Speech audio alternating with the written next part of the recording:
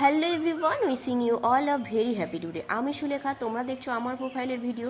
আর আমার ভিডিও ভালো লেগে থাকলে লাইক কমেন্ট শেয়ার করতে কিন্তু একদম ভুলবে না।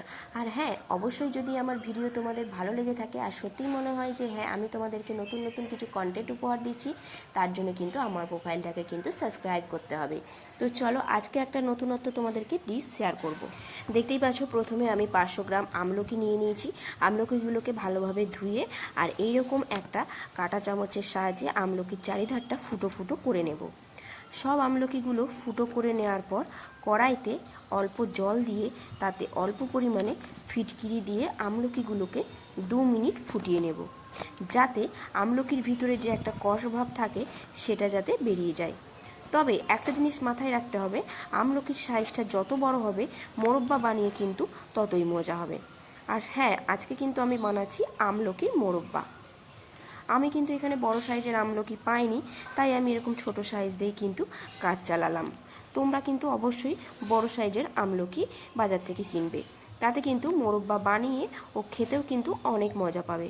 ফিটকিরি দিয়ে আমলকিগুলোকে ছেঁকে নিয়েছি। তো এখন আমলকিগুলোকে ভালো করে থালার সাহায্যে রোদে শুকনো করে দেবো। তো থালাতে আমি 10 মিনিটের মতো বাইরে রেখেছিলাম, তো যাতে এর মধ্যে যে এক্সট্রা ময়েশ্চারগুলো থাকে সেটা যাতে চলে যায়।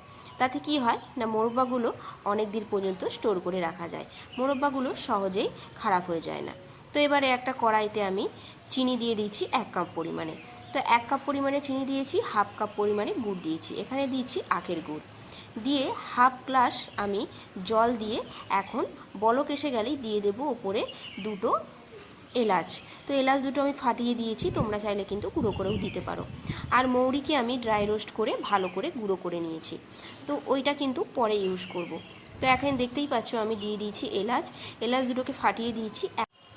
আর আমলকির গুণাগুণ সম্পর্কে আমরা সকলেই কম বেশি জেনে থাকি, তাও একবার বলে রাখি, আমলকি কিন্তু ত্বকের উজ্জ্বলতা বাড়ায়, চুল বৃদ্ধি করে, দৃষ্টিশক্তি বাড়ায়, মানসিক চাপ কমায়, রক্তে লোহিত রক্তের কণিকার পরিমাণ বাড়িয়ে দেয়, ব্লাড সুগার লেভেলকে কন্ট্রোলে রাখে, কোষ্ঠকাঠিন্য ও পাইলসের মতো সমস্যাও কিন্তু দূরে রাখে।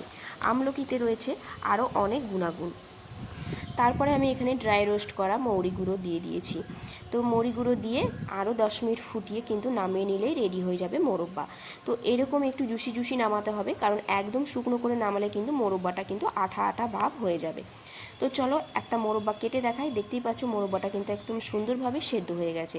ব্যাস, এটাকে এবারে ওভারনাইট রেখে দেবো। পরের দিন সকালে তোমাদেরকে দেখাবো মোরব্বাটা কেমন সুন্দর তৈরি হয়েছে। আর এই মোরব্বাটা আমি বানিয়েছিলাম কিন্তু শীতের একদম শেষে, মানে গরম পড়বে সেরকম সময়। তার জন্য কিন্তু আমি এখানে ছোট সাইজের আমলকি পেয়েছি। তো একদম শুরুতে বানালে কিন্তু আমি একটু বড় সাইজের আমলকি পেতাম। তো এখনও কিন্তু বাজারে অ্যাভেলেবেল আমলকি পাওয়া যায়, তোমরা কিন্তু অবশ্যই ট্রাই করো।